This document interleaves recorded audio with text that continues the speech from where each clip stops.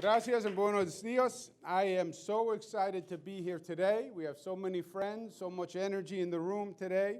Everybody's been acknowledged, but Betty Enriquez is the first director of the New York State office, and we're all very excited, so let's give her a big welcome. To Melissa Mark Viverito, who you'll hear from in a very short period of time, who's a member of our Solidarity Task Force. We came down a couple of months ago. We did a lot of good work, and this is a continuation of that, and she is a star. Let's give her a round of applause. To my colleague from Albany, the Speaker of the New York State Assembly, who frankly I like to be in Puerto Rico with better than I like to be together in Albany, Speaker Carl Hastie, let's give him a round of applause. And to our host, who has been so good and so cooperative and so helpful on so many levels, especially on this New York State office, Governor Padilla, it is a pleasure, and we thank you for your hospitality and your honor.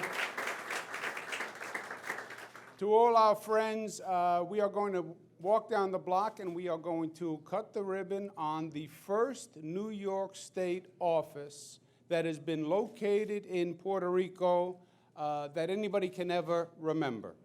The office will be a trade office, and it will also be a tourism office. It will facilitate economic development on both sides, from the New York side, from the Puerto Rico side, small business loans, etc.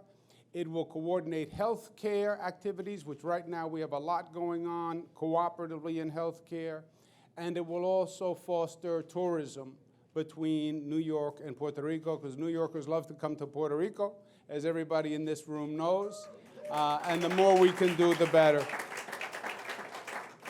The fact that it is the first office is powerful, and I think it is symbolic. It is symbolic of the relationship that we have with Puerto Rico, which has never been stronger. And I am very proud to be the governor of this state, as we have developed this strong bond with Puerto Rico, and it could not come at a better time. This office is going to be a continuation of the many activities we have ongoing. I've been here several times in the past few years. Just a couple of months ago, I'd love to be able to come down every month, Governor. I really, really would, especially when the legislature is in session. I really, really would. But I don't think I can get away with it.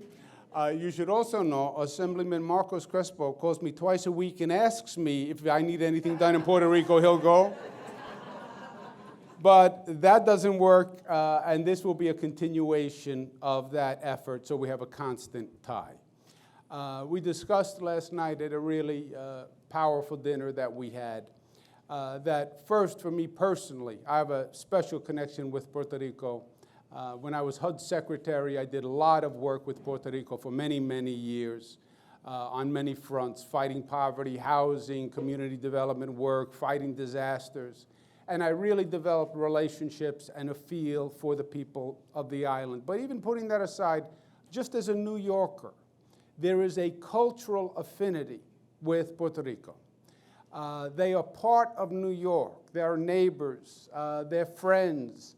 I grew up in their homes. They grew up in my home. So we are inextricably linked, the Puerto Rican community and the New York community.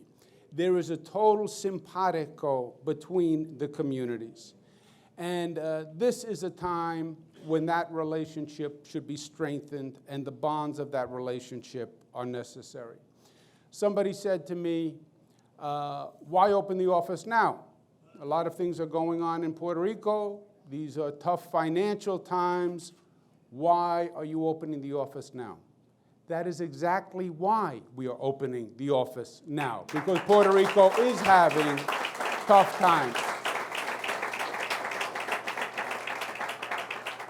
And friendship is not being there when things are easy. The test of friendship is being there when things are hard. And right now, things are hard. Unfairly hard and unjustly hard. And I say as a New Yorker, And I say as an American that I do not believe Puerto Rico is being treated fairly by our own federal government. And I'm sad and I'm sorry to say that, but that is true. The financial crisis that Puerto Rico is dealing with is not of Puerto Rico's making.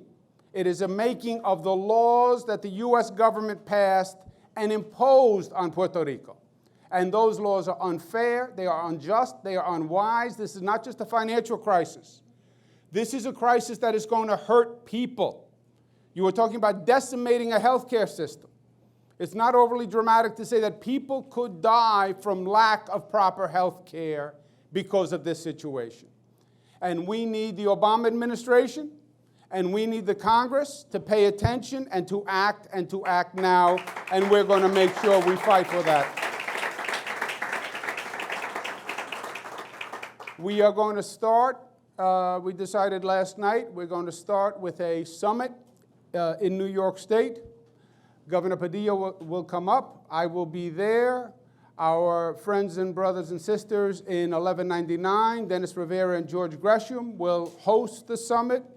We'll bring all New Yorkers together, devise a plan and a strategy to launch a national campaign to make sure fairness is brought to Puerto Rico by the U.S. Congress and the U.S. government. And I am proud and pleased to be at the head of that effort, Governor. I want you to know that. And as I said, friends are there when times are tough, and we have your back, Governor, and we have the back of every Puerto Rican because you're part of the New York family, and we are part of the Puerto Rico family.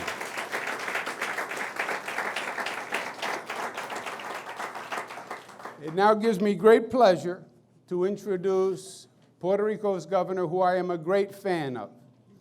You know, you tell about an elected official, you tell about a politician, about how they handle the tough issues, not how they handle the easy issues. And these are tough issues that Puerto Rico is facing. And these are tough issues that were confronted by this governor, honestly, fully, and fairly. And he has my respect and the respect of every person in this room for the way he has stepped up to the plate for Puerto Rico.